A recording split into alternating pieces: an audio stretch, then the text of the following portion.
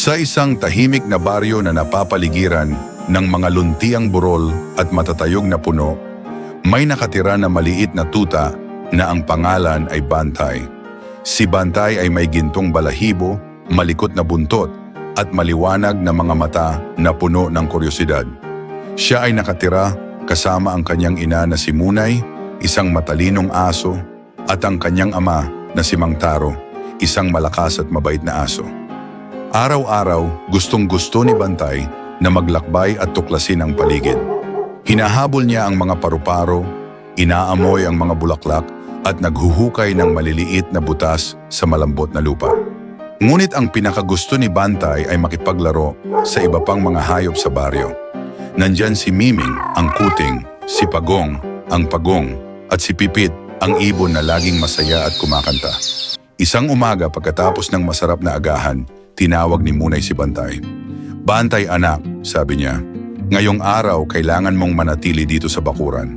May darating na malakas na bagyo at maaaring maging delikado. Mangako ka sa akin na hindi ka aalis." Tumingala si Bantay sa kanyang ina gamit ang malaki niyang mga mata. "Pangako, Mama," sabi niya habang kinakawag ang buntot.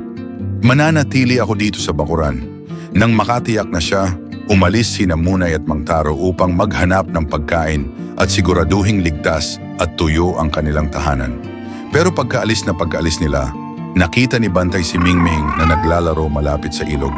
Ang saya-saya niya, tumatalon-talon at humahabol sa mga dahon na sumasayaw sa hangin. "Ang saya-saya naman doon," naisip ni Bantay. "Baka pwede akong maglaro kasama si Mingming ng kaunti lang. Wala pa naman ang bagyo." Tumakbo si Bantay palabas ng bakuran at papunta sa ilog.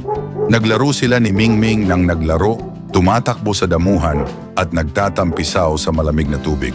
Pero habang naglalaro sila, nagsimulang magtipon ang maiitim na ulap sa langit at lumakas ang hangin.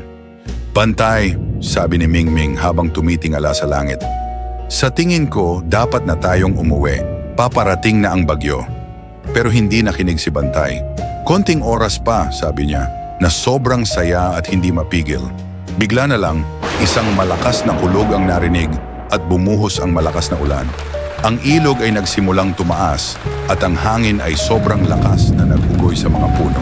Napagtanto ni Bantay na malayo na siya sa bahay at hindi na niya alam kung paano makakabalik.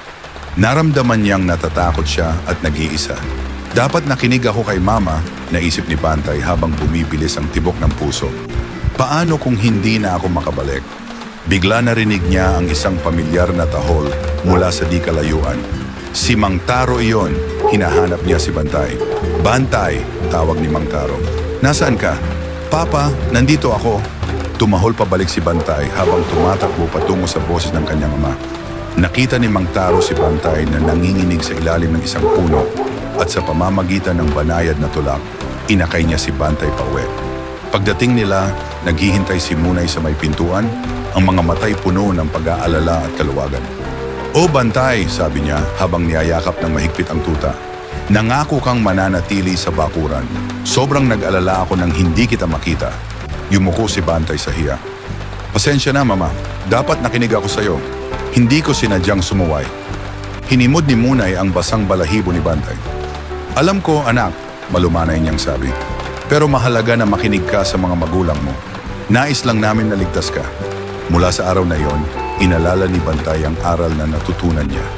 Lagi na siyang nakikinig kay Munay at Mang Taro. Alam na niya na ang mga magulang niya ang nakakaalam ng pinakamabuti para sa kanya. At tuwing humahampas ang hangin o bumubuhos ang ulan, nananatili si Bantay sa tabi ng bahay, ramdam ang kaligtasan at pagmamahal, katulad ng laging gustong mangyari ni Mama. At si Bantay ay lumaking isang matalino at malakas na aso, katulad ng kanyang mga magulang, at hindi niya kailanman nalimutan ang kahalagahan ng pagiging masunurin at ang pagmamahal na ipinapakita ng kanyang mga magulang sa araw-araw.